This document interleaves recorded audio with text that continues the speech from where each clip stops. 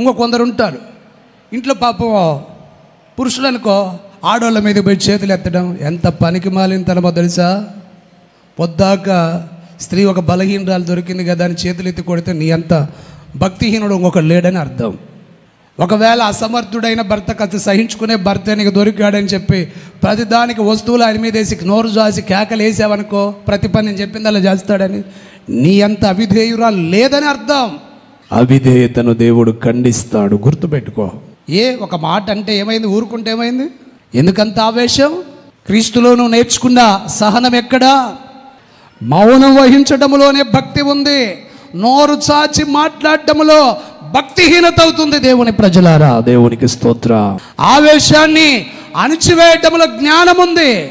ఆవేశానికి అదుపు లేక హృదయంతో కోపం అసూయతో నిండి నోరు చాచి మాట్లాడితే శాపం, దరిద్రం తెచ్చుకుంటా నోటితో. జాగ్రత్త.